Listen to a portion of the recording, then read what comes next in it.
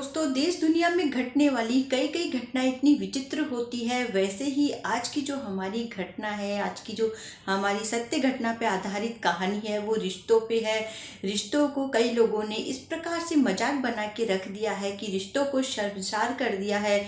ऐसा ही ससुर और बहू के रिश्ते पे आज की जो हमारी कहानी है, वह राजस्थान के अलवर के एक गाँव की है। पूरी घटना को जब आप सुनेंगे तो आप ही दंग रह जाएंगे कि कई कई लोग कितने घटिया किस्म के रहते हैं कि रिश्तों को ही पूरा बदनाम कर डालते। दोस्तों, कई लोगों ने तो रिश्तों को इस प्रकार से शर्मसार कर दिया है कि किसी किसी रिश्ते पे से तो विश्वास ही उठ जाता है। आज की हमारी जो कहानी है राजस्थान के अलवर के एक गांव की है, वहाँ की ऐसी हरकत से दोस्तों, जो लोग अच्छे होते हैं उन पे से भी इंसान का भरोसा उठ जाता है। तो दोस्तों, आज की हमारी कहानी को शुरू करने से पहले आप लोग से रिक्वेस्ट करना चाहेंगे कि आप अपनी राय जरूर कमेंट बॉक्स में लिखिएगा और वीडियो को ज़्यादा शेयर करें और प्लीज़ चैनल को सब्सक्राइब कर लीजिएगा। तो चलिए चलते हैं आज की सच्ची कहानी की ओर। नमस्कार दोस्तों, मैं रिपोर्टर हिमानी। तो कहानी की शुरुआत होती है राजस्थान के अलवर के गांव से। बलवंत राय का परिवार जहां रहता है, परिवार रहता है जो भरा पूरा होता है, जिसमें उनके दो बेटे रहते हैं और बड़े बेटे की शादी हो चुकी रहती है, उनके बच्चे भी रहते हैं। लेकिन जो बलवंत राय की वाइफ थी, उनकी जो धर्म पत्नी थी, उनका कोरोना में निधन। बलवंत राय की जो पुत्र वधू थी, जो बड़े पुत्र की जो बहू थी, उसकी उम्र थी 29 साल की।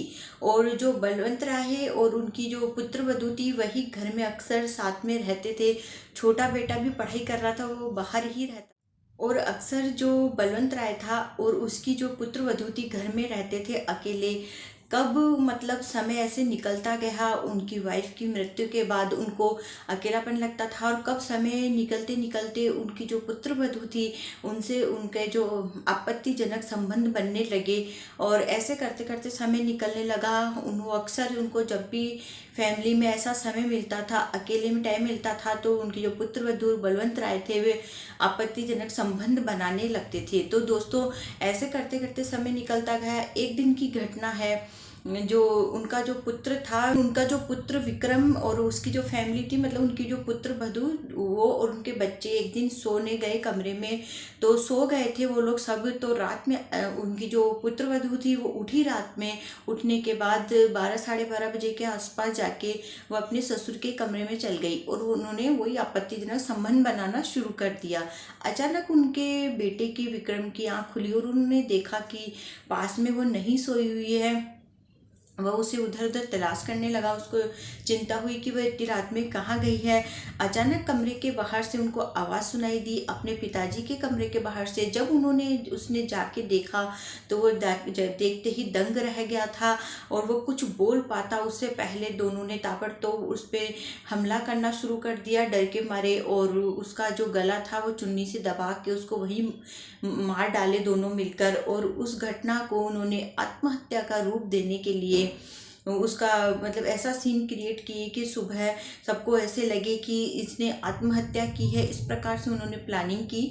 और उसके बाद जो उनकी जो पुत्र वधू थी, सुबह उठी और अपने दैनिक जीवन के जो काम होते हैं, वह अपने दैनिक जीवन के काम में लग गई। और जो उनके ससुर थे, वो अपना सुबह घूमने, जो वॉक करने वो डेली जाते थे, उस पे वो निकल गए और वो अपने काम में जुट गई। और वो अपने काम में जुट गए ताकि लोगों को शक ना हो कि उनके घर में कुछ हुआ है। अपने जो डेली रूटीन का काम होता है वैसे ही वो लोग करते।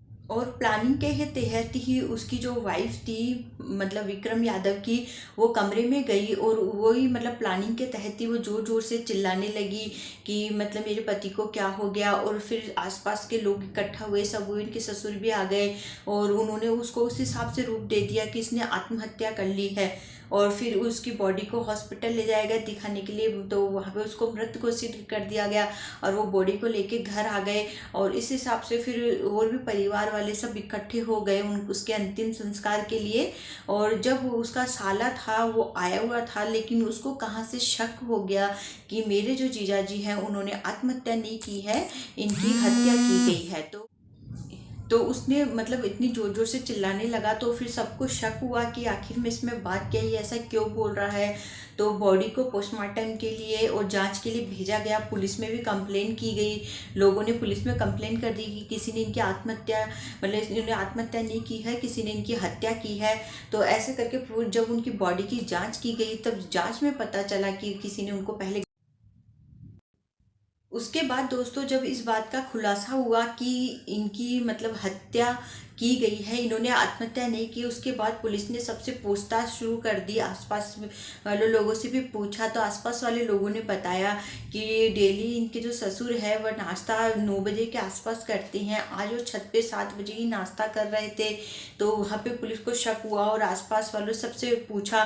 फिर बाद में उन्होंने उसकी जो बहू है, ससुर है, उनसे भी, उन पर भी शक हुआ उनको कि वह आज इतनी मतलब जल्दी नाश्ता कैसे कर रहे थे। तो उनको भी उन्होंने, जब पुलिस वालों ने सख्ती से पूछा, डांटा, कहीं ना कहीं पुलिस को शक हुआ उनकी बॉडी को देखकर कि घर में कोई था नहीं, यही थे।